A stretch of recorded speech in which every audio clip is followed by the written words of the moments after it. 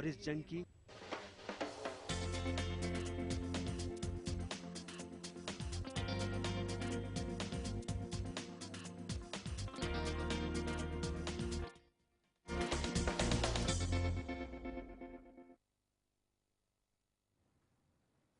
नमस्कार, lemon news की इस खास पेशकश में आपका बहुत बहुत स्वागत है। मैं हूं सुष्मिता सिंह।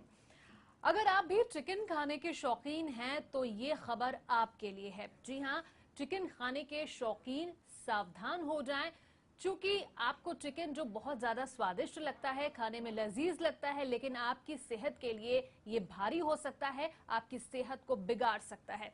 ये हम नहीं कह रहे, ये दावा कर रहा है CSE की एक report. Centre for science and environment की एक रिपोर्ट में यह दावा किया गया है और कहा गया है कि खाने वाले चिकन में जो एंटीबायोटिक्स होते हैं वो आपके लिए बेहद हानिकारक साबित हो सकते हैं। अगर आप भी चिकन खाने के शौकीन हैं तो हो जाए सावधान। चिकन कर सकता है आपको बीमार, दवाएं हो सकती है आप पर बेअसर। जी हाँ, ये दावा किया है centre for science and environment यानी CSE ने। बीमार पड़ने पर एंटीबायोटिक दवाओं का आप पर कोई असर नहीं पड़ेगा। CSE ने अपनी रिपोर्ट में कहा है कि पोल्ट्री फार्म में चूजों को जल्दी बड़ा करने और वजन बढ़ाने के लिए एंटीबायोटिक दिए जाते हैं। CSE की ताजा रिपोर्ट के मुताबिक पोल्ट्री फार्म में चूजों को जल्द से जल्द बड़ा करने और उनका वजन बढ़ाने के लिए उन्हें एंटीबायोटिक दिए जाते हैं, जो उनके जरिए चिकन खाने वाले लोगों के शरीर में पहुंचता है। ऐसे में बीमार पड़ने पर अगर डॉक्टर आपको एंटीबायोटिक दवा देते हैं तो मुमकिन है कि उनका आप पर कोई असर न होगा, क्योंकि एंटीबायोटिक वाले चिकन खाने से हमारे शरीर की प्रतिरोधक क्षमता बढ़ जाती है और इसीलिए एंटीबायोटिक दवाएं हम पर बेअसर हो सकती है। दवा का असर न होने की वजह से आपकी बीमारी बढ़ सकती है और जानलेवा भी साबित हो सकती है। CSE ने दिल्ली NCR के अलग अलग इलाकों से चिकन के 70 सैंपल लिए। इनमें एंटीबायोटिक की मौजूदगी जानने के लिए टेस्ट भी किया गया। 40% सैंपल में एंटीबायोटिक के अंश मिले। 17% सैंपल में एक से ज्यादा तरह के एंटीबायोटिक मिले। आपको बता दें, हमारे देश में एंटीबायोटिक की बिक्री पर किसी भी तरह की कोई पाबंदी नहीं और न ही चिकन में एंटीबायोटिक के अंश की कोई सीमा तय है। इसलिए पोल्ट्री मालिक बिना सोचे समझे चिकन को एंटीबायोटिक दवाएं देते हैं। चिकन में मौजूद ये एंटीबायोटिक दवाएं इंसान की प्रतिरोधक क्षमता बढ़ा देती हैं। ऐसी हालत में अगर बीमारी होने पर दवा का असर कम होने की आशंका बढ़ जाती है और दवा का असर न होने से बीमारी खतरनाक साबित हो सकती है। इसलिए CSE की मांग है कि पोल्ट्री इंडस्ट्री में एंटीबायोटिक की बिक्री पर रोक लगानी चाहिए।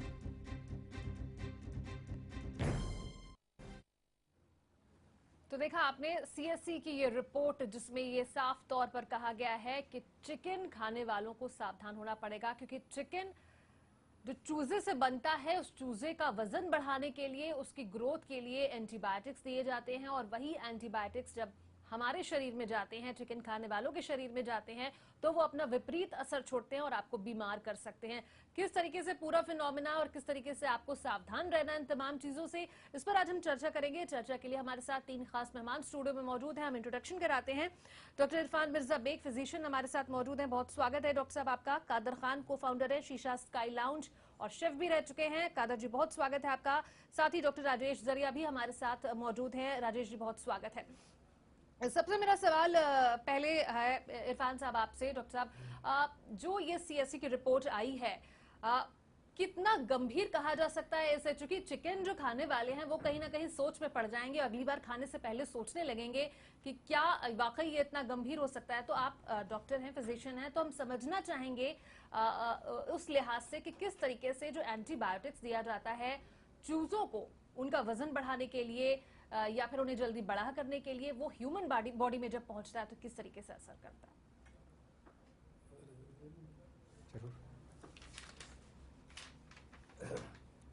एक्चुअली जो एंटीबायोटिक का जो मसला है जी ये अगर नॉर्मल लिमिट के अंदर है, जो कि प्रिस्क्राइब्ड है, जी, तब तो ठीक है। अगर ओवर डोज जाता है तो जितनी भी एंटीबायोटिक्स है उसका साइड इफेक्ट होता है। तो ओवर डोज रहेगा तो उसका साइड इफेक्ट होगा और उसका कुछ न कुछ जो है ह्यूमन बॉडी पे, सेहत पे खराब असर पड़ेगा। जैसे इसमें कुछ एंटीबायोटिक्स दिया हुआ है, इसके जो है किसी को जो लूज मोशन होने लगता है, किसी को गैस्ट्रिक प्रॉब्लम होता है, और अगर ये ओवरडोज रहेगा तो बच्चों के दांत के ऊपर भी असर पड़ता है।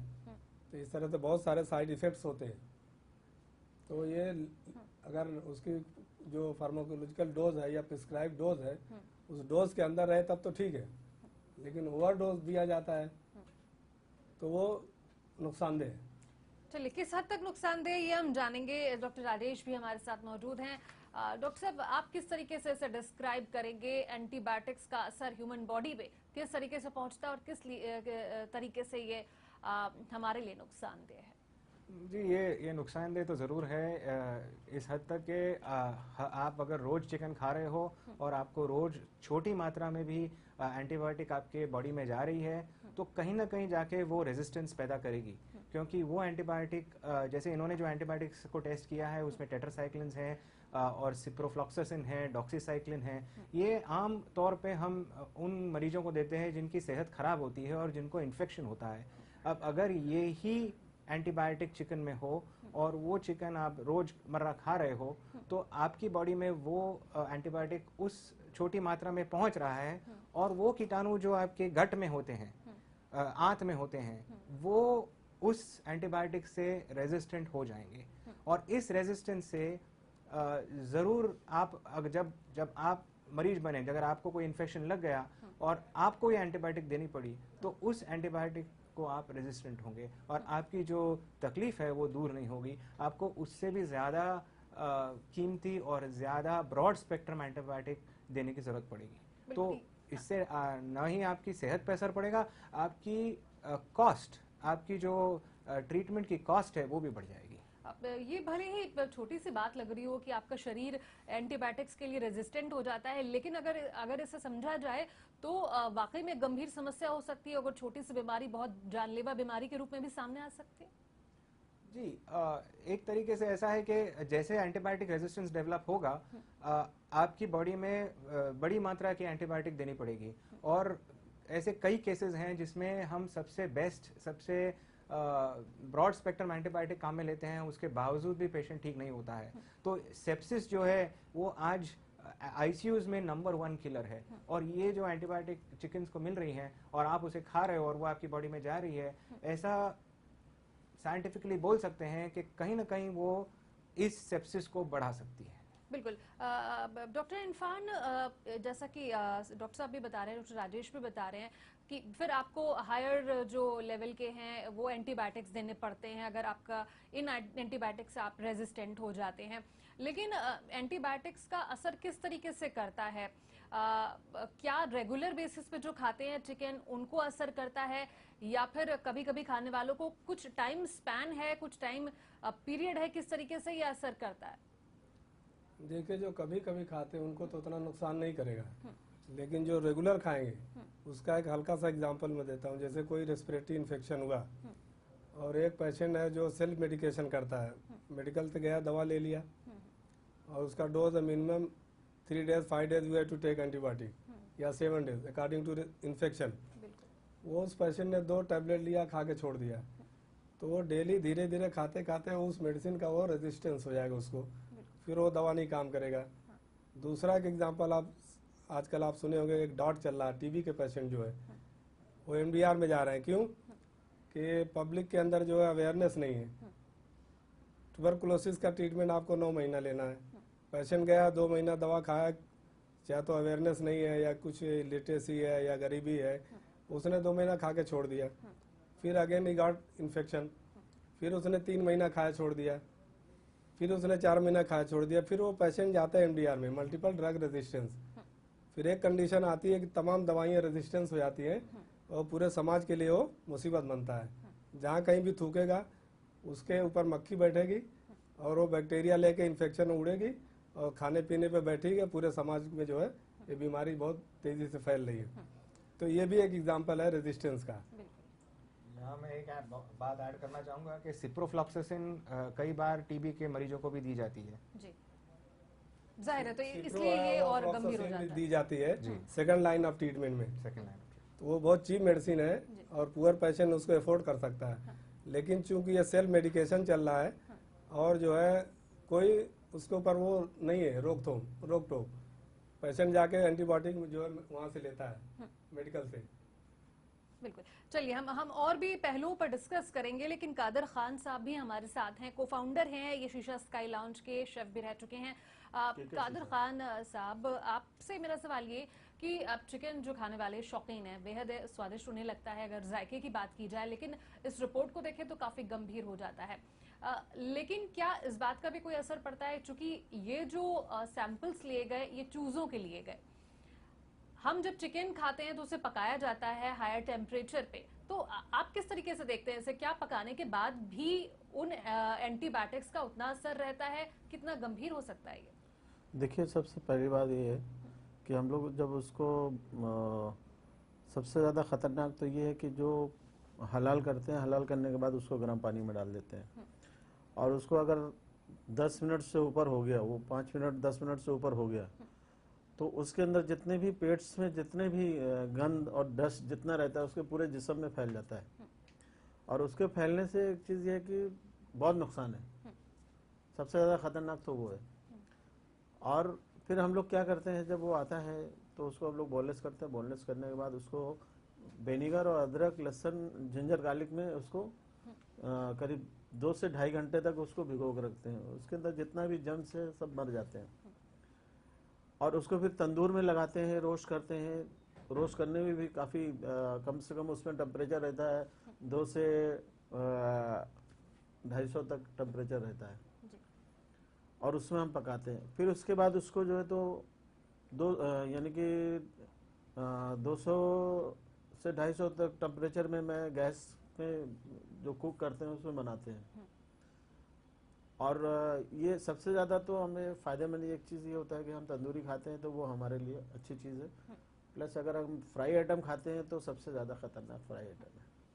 यानी प्रिकॉशंस लिए जाते हैं, आप भी सावधानियां बरतते हैं कि अगर चूजों के जरिए कुछ ऐसा इन्फेक्शन है या कुछ चीजें हैं। डॉक्टर साहब के जो डॉक्टर साहब बोल रहे हैं वो सही बोल रहे हैं कि अगर ज़्यादा उसको वो करते हैं तो नुकसानदेह है। मैं उनकी बात पे सहमत हूँ।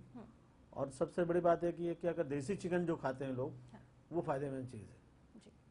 अगर ये बॉयलर खाते हैं, बॉयलर तो 20-25 दिन में तैयार कर देते हैं, और 20-25 दिन में जो प्रोडक्ट जो चीज़ तैयार होगा उसको क्या उसमें क्या ताकत रहेगी और क्या उसको लोग खाएंगे। एंटीबायोटिक्स इसीलिए दिए भी जा रहे हैं पोल्ट्री इसीलिए तो फार्म्स इतनी में कि वो जल्दी जल्दी बड़े हो जाएं।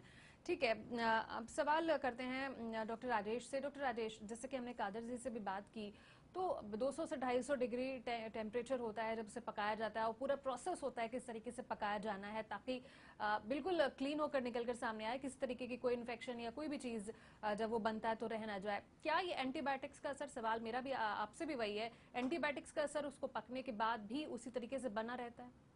हाँ, तो इसमें जो आपकी रिपोर्ट आई है उसमें तो ऐसा लिखा हुआ है कि भाई हीट करने के बावजूद भी, उसे गर्म करने के बावजूद भी एंटीबायोटिक का जो असर है वो पूरा ख़त्म नहीं होता। तो अगर ये रिपोर्ट सही है तो नुकसान तो होगा, क्योंकि वो एंटीबायोटिक आपके आंत में जाकर वहाँ जो नॉर्मल पैथोजन, नॉर्मल बैक्टीरिया हैं जो पैथोजन नहीं माने जाते हैं, जो कमेंसाल माने जाते हैं, उनको भी वो नुकसान देगा और उनमें रेजिस्टेंस पैदा होगी, और वो फिर बाद में उभर के पैथोजन बन जाएंगे। तो ये बात तो है कि अगर एंटीबायोटिक गर्म करने से उनको वो डीएक्टिवेट नहीं हो रहे हैं तो फिर भी नुकसान तो होगा। ठीक है, अगर एंटीबायोटिक्स पर डिस्कस किया जाए डॉक्टर इरफान, तो ग्रोथ के लिए जैसा कि रिपोर्ट में सामने आया कि 30 से 40 दिन की अंतराल में रिपोर्ट उनकी ग्रोथ हो जाए, इसके लिए उन्हें एंटीबायोटिक्स दिया जाता है, उनका वजन बढ़ जाए चूजों का। लेकिन उन्हें एंटीबायोटिक्स शायद डिजीजेस के लिए, ट्रीटमेंट के लिए भी दिए जाते होंगे, बीमारियों से बचाव के लिए भी दिए जाते होंगे। तो ये सारे एंटीबायोटिक्स एक ही तरीके से इफेक्ट करते हैं? नहीं, देखिए, जो आप बचाव की बात करती हो तो प्रिवेंटिव एस्पेक्ट हो गया। हाँ। प्रिवेंटिव एस्पेक्ट के लिए जो है उसके लिए अगर कोई वैक्सीन्स है या कोई इस तरह की दवा है तो दीजिए, लेकिन इस तरह की जो एंटीबायोटिक्स है और मोस्टली ओवर डोज होता है, ओवर यूज होता है, वो नुकसानदेह है। जैसे कहावत है, excess of anything is harmful. और एंटीबायोटिक का एक प्रिस्क्राइब डोज है 50 mg 30 mg पर kg of dose, 8 hourly 12 hourly 1 gram daily. तो that much if you are giving it's not harmful. लेकिन आप उसको, जैसे बच्चा 10 साल का है, उसको मल्टीविटामिन दे के, हार्मोन दे के उसको 20 साल का करना चाहेंगे तो क्या होगा? उसकी ग्रोथ तो अब नॉर्मल होगी ना, नॉर्मल ग्रोथ नहीं होगी, तो जाहिर सी बात है मेडिसिन का साइड इफेक्ट होने वाला है। अब चलिए डॉक्टर राजेश, प्रतिरोधी बैक्टीरिया जो डेवलप हो जाता है एंटीबायोटिक्स के सेवन से इनडायरेक्टली जो ह्यूमन बॉडी में आता है, उससे क्या कोई नई बीमारी अपने आप में भी विकसित हो सकती है? एक पहलू तो हमने ये देखा कि हमारे शरीर जो होता है वो इस तरीके का हो जाता है कि दवाओं का असर खत्म हो जाएगा क्योंकि आप रेजिस्टेंट हो गए एंटीबायोटिक से, लेकिन क्या कोई नई तरीके की बीमारी इनके सेवन से जो इनडायरेक्टली पहुंच रहा है वो भी हो सकती है? अब देखिए, आप अगर देखें हिस्टोरिकली तो मैड काउ डिजीज जो इंग्लैंड में शुरू हुई थी, उसका एग्जैक्ट कारण तो कोई बता नहीं पाया है, लेकिन एक उसमें थ्योरी यही है कि जो वायरस था उसने स्पीशीज को स्किप किया, कि नॉर्मली वो एनिमल्स में होता है, पशुओं में होता है, और वो जाकर इंसानों को उसने इन्फेक्ट किया है। तो ये कैसे हुआ? तो इसमें एक आमतौर पे ये भी सोचा जाता है, मतलब एक थियोरी है कि वो इसलिए हुआ कि गाय जो थी, जो नॉर्मली सिर्फ घास खाती है, उसको अननेचुरल प्रोड्यूस बनाया, जो उसमें टेस्ट ला दिया, और उसकी वजह से गाय ने उसका सेवन कर लिया, लेकिन उसमें क्रश्ड बोन्स थी, उसमें दूसरे पशुओं की खाल थी, उसको एकदम पाउडर बना के मिला के उसको मिलावट करके खिला दिया था ताकि गाय अच्छी पुष्ट हो जाए, उसमें प्रोटीन हाई आ जाए। लेकिन फिर क्या हुआ? मैड काउ डिजीज आ गई। तो एक अपने सामने क्लियर एग्जांपल है कि जो जिन स्पीशीज को नॉर्मली कोई प्रतिरोधक बैक्टीरिया अफेक्ट करता है, उसमें स्पीशीज क्रॉस करके इंसानों में आ गया है। उसके बाद अपने पास एवियन फ्लू हुआ है, सार्स हुआ है, ऐसी कई बीमारियां तो अपने सामने आ गई है। अभी तक तो सिर्फ वायरसेस के अगेंस्ट ही ये प्रॉब्लम आई है, बट आप अगर ज्यादा प्रकृति से दूर जाएंगे तो नुकसान तो होगा, और ये हो सकता है कि बैक्टीरिया के अंदर भी ऐसा कोई चेंज आ जाए। बिल्कुल, अब जाहिर बात है तो अब सावधान रहने की जरूरत है। और आप क्या करें, जो चिकन खाने वाले हैं वो किस तरीके से सावधान हो, इस पर भी हम चर्चा करेंगे, इसके सॉल्यूशंस क्या हो सकते हैं। लेकिन कादर जी से सवाल लेते हैं। कादर जी, इस तरीके की जो बातें आती हैं बीच बीच में, अब अगर अमेरिका की बात की जाए, हमने अब अमेरिका से इंडो यूएस जो डायलॉग चल रहा है उसमें free leg chicken leg import होने की बात हो रही है। अब 80% वहां पर अगर देखा जाए तो फार्म एनिमल्स हैं, उनको एंटीबायोटिक दिए जाते हैं। आप वर्ल्ड वाइड आपने ये काम भी किया, आप शेफ भी रह चुके हैं 40 सालों तक, तो आपकी इंडस्ट्री पर इन बातों का किस तरीके से असर पड़ता है? देखिए मैम, इसका जो है तो वो लोग पहले सब चीज़ों पे रिसर्च कर लेते हैं कि इससे हमारे जो लोग हैं उनके ऊपर, हमारे जो कंट्री के लोग हैं उनके जो लोग, कोई इसके ऊपर साइड इफेक्ट ना हो, उसी तरीके से वो दवाइयाँ दी जाती है। यहाँ पे कोई देखने वाला नहीं, कोई भालने वाला नहीं, जो पाल रहा है, जो दवाइयाँ उनको दे रहे हैं, वो खिला रहे हैं, जल्दी से बड़ा कर रहे हैं, और लोगों को जल्दी जल्दी सोचते कि पैसे जल्दी बनेगा और जल्दी कमा लेंगे। जो भी खाना है उनको ये नहीं देखते कि इंसान को खाने से क्या होगा, वो चीज़ किसी को नहीं मालूम। डॉक्टर साहब की बात में बिल्कुल सहमत हूँ मैं, मगर डॉक्टर साहब की बात एक चीज़ पे मैं नहीं सहमत हूँ कि जो हम तंदूरी आइटम के लिए बात कर रहा हूँ, तंदूरी आइटम में हम लोग ऑलरेडी विनेगर और जिंजर गार्लिक पेस्ट और नींबू, इतनी एसिड हम लोग उसमें डालते हैं, जितने भी उसके कीटाणु हैं, जितने भी जूसीज है उसके अंदर निकल जाते हैं। फिर उसके बाद उसको अलग से जो मसाले हैं और जो भी क्रीम है, दूध है, दही है, और जो भी उसके अंदर मिलाते हैं, फिर वो चीज़ वो पीता है, और फिर उसको हम लोग तंदूर में रोस्ट करते हैं। तो ये तंदूरी आइटम, मैं डॉक्टर साहब की बात को काट के मैंने बोला उनकी, तंदूरी आइटम खाने से मेरे अंदाज से तो मुझे तो लगता है कि नुकसान नहीं करेगा। ठीक, लेकिन ये रिपोर्ट में ऐसा कुछ स्पेसिफाई नहीं किया गया है, मगर इसको टेस्ट करना चाहिए। तंदूरी आइटम में ग्रेवी छोड़ के अगर तंदूरी आइटम को टेस्ट करना है तो उसमें तो मैं डॉक्टर साहब की बात में हर बात में मैं सहमत हूँ, मगर एक बार इसको रिसर्च करें कि भाई तंदूरी आइटम खाने से क्या होता है, ग्रेवी आइटम खाने से क्या होता है। और रोड पे जो खाते हैं लोग, जो लोगों को खिलाते हैं, और फुटपाथ पे जो खिलाते हैं, जो सड़कों पे खिलाते हैं, लोग खा रहे हैं, गंज आ रहा है उसके अंदर, डस्ट आ रही है उसके अंदर, सब पोल्यूशन पूरा उसके अंदर हो रहा है, वो फ्राई कर रहे हैं, लोग खा रहे हैं। रमजानों में तो ऐसे खिलाते हैं जैसे लोगों का पसीना टपक रहा है, उसी के अंदर सब कुछ टपक रहा है, लोग खा रहे हैं, सब कुछ देख रहे हैं, फिर भी खा रहे हैं। उनको अपनी सेहत को ध्यान नहीं है। हाँ, जाहिर है सेहत का ध्यान रखना और खुद भी सावधान होना है। लेकिन डॉक्टर राजेश, हमारे यहाँ अगर इंडिया में देखा जाए तो इसके लिए कोई लॉ नहीं है, सीएससी ने मांग की है कि एंटीबायोटिक्स की बिक्री पर रोक लगे। किसी तरीके का कोई लिमिटेशंस रेगुलेशंस है नहीं, बेधड़ल्ले से बिक रही हैं एंटीबायोटिक्स जो भी दवाइयां मेडिकल स्टोर्स पर। खासकर अगर पोल्ट्री में इतना बड़ा खतरा सामने आता है तो कहीं ना कहीं कोई रेगुलेशन जरूर होने चाहिए। जी बेशक होने चाहिए। अपने देश के सबसे बड़ी प्रॉब्लम यही है कि रूल बन जाते हैं लेकिन उन पे अमल नहीं होता, और कई बार रूल भी ऐसे बनते हैं जिन पे अमल हो नहीं सकता। आप ऐसे रूल बनाइए जिस पे अमन हो सके, और ऐसा कीजिए कि एक बार रूल बनाए तो उसको अमन करवाइए। तो ये बात तो है कि रूल्स बनने चाहिए, और इसमें ज़्यादा रिसर्च करके उस पे रूल्स ऐसे बनने चाहिए जो फॉलो हो सके। बिल्कुल। डॉक्टर इरफान, सीएससी ने जो मांग की है कि कहीं ना कहीं कुछ रेगुलेशंस होने चाहिए, एंटीबायोटिक की बिक्री पर रोक लगे पोल्ट्री इंडस्ट्रीज में, आपका क्या रुख है? नहीं, ये तो सही मांग है। वैसे यहाँ बॉम्बे लेवल में बोल रहा हूँ कि यहाँ पे एफडीए बहुत आजकल स्ट्रिक्ट हो गया है। मेडिकल स्टोर वालों को भी जो है एकदम स्ट्रिक्ट हो गया कि आप जो भी एंटीबायोटिक दीजिए, शेड्यूल एच की दवाइयाँ, उसका आप जो पूरा पक्का बिल दीजिए, और बगैर जीपी लेवल तक को बाउंड कर रहे हैं वो लोग, फोर्स कर रहे हैं कि आप पूरा रिकॉर्ड रखिए। यहाँ सिर्फ बॉम्बे की बात कर रहा हूँ, और इम्प्लीमेंटेशन चालू हो गया यहाँ पे, लेकिन फिर भी सेल्फ मेडिकेशन बहुत चालू है। जो रेजिस्टेंस की बात जो हो रही है, अभी मैंने एक एमडीआर का एग्जांपल दिया, डॉक्टर साहब भी एग्री होंगे। और जहाँ तक ये बॉयल करने वाली बात है, वो अपना फ्राई आइटम की, वो तो रिसर्च करें, लेकिन जो रेजिस्टेंस का मामला, जैसे कि वो बैक्टीरिया है एंटामीबा हिस्टोलिटिका, उसको बॉयल कीजिए, नॉर्मल उसमें नहीं मरता है। और जो है में क्या है कि उसके अंदर जो पेट के अंदर जितने भी कीटाणु और जितने भी जर्म्स रहते हैं पूरे बॉडी में फैल जाता है, और वो जो मुस्लिम हलाल खाते हैं वो भी हराम हो जाता है, वो हलाल नहीं है। फिर दूसरी एक चीज़ रेजिस्टेंस वाली बात मैं कर रहा हूँ। आपने सुना होगा कि जो है वो ओटी में भी रेजिस्टेंस होता है और इन्फेक्शन हो जाता है। ऑटोक्लेव मशीन में भी इतना हाईली उस पर बॉयल किया जाता है प्रेशर में, सब यहाँ तक कि जो ग्लव्स होते हैं, जितने भी अपरेटस यूज़ होते हैं, उसके बावजूद आपने सुना होगा कि नायर हॉस्पिटल में एक बार इन्फेक्शन हुआ था, पूरा हॉस्पिटल खाली कराना पड़ा था, कितने बच्चों का एम्पुटेशन करना पड़ा, गैंग्रीन हो गया।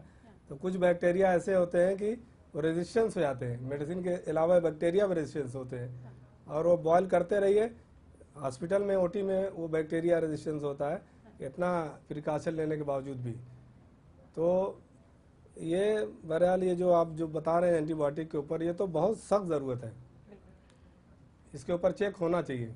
ठीक है, बिल्कुल जाहिर है। तो ये जरूरत इस बात की है कि सीएससी ने जो रिपोर्ट निकाली है उसमें ये भी मांग की गई है कि पोल्ट्री फार्म्स में एंटीबायोटिक के जो उपयोग है उस पर कहीं ना कहीं रोक लगनी चाहिए, क्योंकि ये घातक साबित हो सकता है। लेकिन अब सोल्यूशन क्या है, इस पर भी हम बात करेंगे। डॉक्टर राजेश, अगर सोल्यूशंस की बात की जाए, या फिर कुछ सावधानियां जो लोग चिकन खाते हैं, जो सेवन करते हैं, वो प्रिकॉशंस के तौर पर बरत सकते हैं, ऐसा कुछ है? एक तो प्रिकॉशन कादर साहब ने बता दिया कि आप जहाँ तक हो सके ब्रॉयलर मत खाइए, जहाँ तक हो सके ऐसी चिकन खाइए जिसे बिना कोई दवाई दिए, बिना कोई अप्रत्रित जो नॉन नेचुरल मेथड्स हैं जिससे उसको ग्रो किया जाता है, वो ऐसी चिकन का सेवन न करें। और दूसरा है कि अगर आप ब्रॉयलर खा ही रहे हैं तो उसका जो मात्रा है, जो आप क्वांटिटी है हर हफ्ते, उसको थोड़ा लिमिट रखिए, उसको थोड़ा कम रखिए। बट अगर आपकी ब्रॉयलर में एंटीबायोटिक है जो आपकी बॉडी में जा रही है, तो उसका सही रोक तो यही होगा कि गवर्नमेंट कोई रेगुलेशन लाए और उस रेगुलेशन को अमन किया जाए। चलिए, अब डॉक्टर इरफान, आपके लिहाज से किस तरीके से सावधानियां बरती जा सकती हैं लोगों के द्वारा, क्योंकि वाकई में लोगों के लिए अगर ये खतरा साबित हो रही है तो वो भी जानना चाहते हैं कि क्या प्रिकॉशंस बरत सकते हैं, क्योंकि अब रोक लगाना एंटीबायोटिक्स पे ये उनके अधिकार की बात नहीं है, तो वो अपने स्तर पर क्या कुछ कोशिशें कर सकते हैं इससे दूर रहने के लिए? अब एक तो ये करें कि जो फ्रीक्वेंटली जो इसको यूज़ करते हैं वो थोड़ा सा गैप लंबा करें, और जो अभी एक कादर साहब ने जो बात कही कि फ्राई वाले आइटम में, तो इसके बारे में भी रिसर्च करके देखना चाहिए कि कहाँ तक उसमें बैक्टीरिया रहते नहीं रहते, नुकसान करता नहीं करता, ये रिसर्च का मौजू है। बाकी एक जो साफ़ सफाई है, हाइजीनिक कंडीशन है, वो किचन में मेंटेन रखें। और मेरी तो समझ में यही आता है कि थोड़ा सा जो डोज लेते हैं, मतलब बहुत ज़्यादा लोग खाते हैं, उसको थोड़ा सा कम करें। बिल्कुल लिमिटेशंस होने चाहिए। कादर जी, खाने में किस तरीके से देखिए, मैंने करीब 30 से 35 कंट्री में काम किया हमने, और फॉरनर भी हमारे नीचे काम करते थे। साफ़ सफाई हमारे हिंदुस्तान में जो होटलों में है, साफ़ सफाई बिल्कुल नहीं है। और सबसे बड़ी चीज़ है कि जो फ्रीज में चिकन रखा जाता है उसको क्लीन फाइल मार के नहीं रखते, सब ऐसे ही रख दिया जाता है एक ऊपर एक, कोई डिसिप्लिन नहीं है। अभी यूरोप में या गल्फ में आप चले जाइए, वहाँ पे अगर ऐसा देखते हैं तो सीधा होटल को सील कर देते हैं, बिल्कुल किसी से कुछ पूछते भी नहीं। और उसको टाइमिंग दे देते हैं कि अगर आप एक नोटिस देंगे, 2 नोटिस देंगे, तीसरी नोटिस, चौथी नोटिस पे वो बिल्कुल वो अगर वो नहीं सुधरता तो चौथी नोटिस पे उसको बंद कर देते हैं, सील कर देते हैं। तो अगर हमारे इंडिया में ये सब चीज़ें हो जाएं, जो सड़कों में बिकता है, जो रोडों में बिकता है, जो फुटपाथ पे और ठेले पे बिकता है, जो होटलों में ढाबों में बिकता है, कोई ये नहीं देखता कि किचन में कैसे बनता है, क्या है, दूसरे का जिसको खिला रहे हैं हम उसकी वो नहीं देखते कि हम उनको खिलाएंगे तो आगे उसको कल क्या होगा, या रात में सही इसकी तबीयत रहेगी या नहीं रहेगी, या पेट खराब हो जाएगा या बीमार हो जाएगा। सबसे बड़ा डॉक्टर जो होता है वो शेफ होता है। अगर वो सही खाना खिलाता है तो हमारी सेहत अच्छी रहेगी। तो अगर वो खाना समय की कमी है, आप किस तरीके से बताएं, किस तरीके से पकाना चाहिए, लोग जो घरों में बनाते हैं वो भी समझें कि किस तरीके से पकाएं ताकि इस तरह के जो एंटीबायोटिक्स हैं या फिर बैक्टीरिया हैं वो असर कम से कम करें। सबसे पहले तो उसको विनेगर और जिंजर गार्लिक में उसको काफ़ी करीब 2 से 2.5 घंटे तक उसको भिगो के रखें और उसके बाद उसको रोस्ट करें। रोस्ट करने के बाद उसको अगर उनको बनाना है तो सबसे पहले उसको तेल में अच्छी तरीके से भूनें। भूनने के बाद फिर उसको जो भी ग्रेवी डालना है, जो भी मसाले डालना है वो डालें, क्योंकि उसके अंदर जितने भी कीटाणु से वो मरना चाहिए। और इसके खाने से जितने भी एंटीबायोटिक, डॉक्टर साहब जो बोल रहे हैं बिल्कुल सही बोल रहे हैं, उनकी बात में मैं बिल्कुल एग्री हूँ। जितने भी कीटाणु हैं, जितने भी इससे एंटीबायोटिक खाने से वो असर ही नहीं करेगा, बिल्कुल असर नहीं करेगा। वो लास्ट में ये होता है जब हम लोग बच्चों को दवाइयाँ देते हैं, ये देते हैं, नहीं ठीक होता, बीमारी बढ़ती जाती है, तो इसको फिर डॉक्टर लोग क्या करते हैं, एक बार दिया, 2 बार दिया, तीसरी बार इतनी हार्ड दवा दे देते हैं कि वो। यानी डॉक्टर राजेश, पकाने की विधि भी कहीं ना कहीं कुछ तो असर कम कर सकती है, पकाने की विधि पे भी हमें ध्यान देना होगा, प्रोसीजर भी फॉलो करना। इसके बारे में मुझे तो ज्ञान नहीं है, लेकिन मैं ये तो कहूँगा कि सबसे बड़ा शेफ हर इंसान की ज़िंदगी में 2 ही लोग होते हैं, या तो माता होती है या उसकी बीवी होती है।